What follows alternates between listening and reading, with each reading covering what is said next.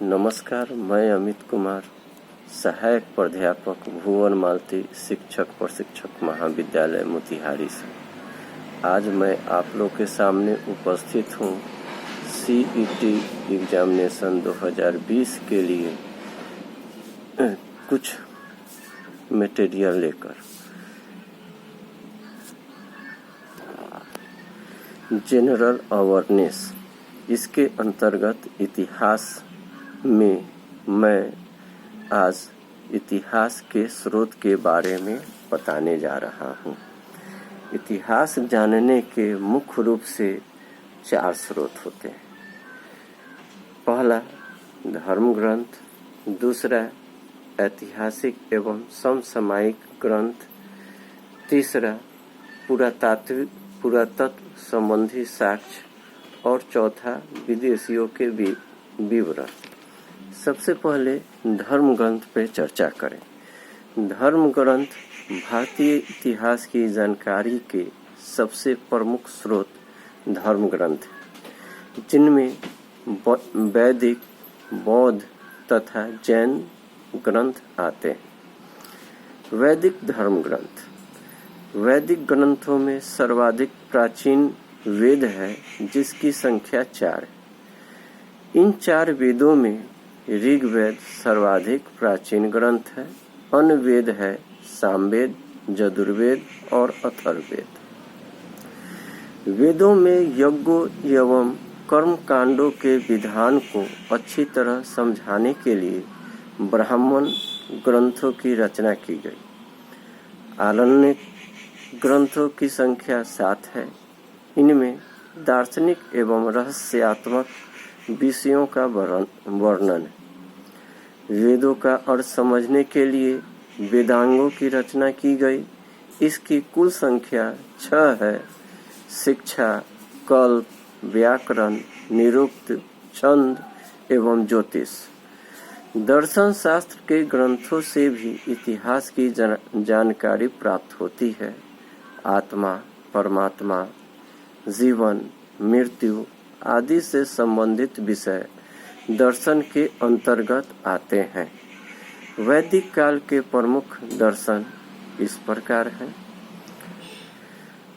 बौद्ध धर्म, प्रारंभिक बौद्ध धर्म ग्रंथ पाली भाषा में लिखे गए थे। बौद्ध ग्रंथ अंगुत्तर निकाय में 6ठी शताब्दी ईसा पूर्व के 16 महाजनपदों का उल्लेख मिलता है। बुद्ध के पूर्व जीवन से संबंधित घटनाओं का वर्णन जातक कथाओं में है। बौद्ध ग्रंथों में त्रिपिटक सर्वाधिक महत्वपूर्ण है, जो इस प्रकार 3 पिटक ये है। पहला सुत्त पिटक, दूसरा विनय पिटक और तीसरा अधिधम्म पिटक। अब जैन धर्म ग्रंथ। जैन धर्म की रचना मुख्यतः प्राकृत भाषा में हुई थी। महावीर स्वामी द्वारा दिए गए मौलिक सिद्धांत 14 प्राचीन ग्रंथों में है, जिन्हें पूर्व कहते हैं। बाद में इन्हें 12 अंग एवं 12 उपांगों में विभाजित कर दिया गया। जैन ग्रंथों में परिशिष्ट पर्व, आचारांग सूत, भगवती सूत, उवा साग दशाओं सूत, भद्रबाहु चरित्र, पुरुष चरित्र आदि महत्वपूर्ण है। जैन ग्रंथों का संकलन गुजरात वल्लवी में 6ठी शताब्दी में हुआ था। अब ऐतिहासिक एवं समसामयिक ग्रंथ। ऐतिहासिक एवं समसामयिक ग्रंथों में चाणक्य रचित अर्थशास्त्र, पाणिनि रचित अष्टाध्यायी एवं कल्हण रचित राजतरंगिणी प्रमुख है।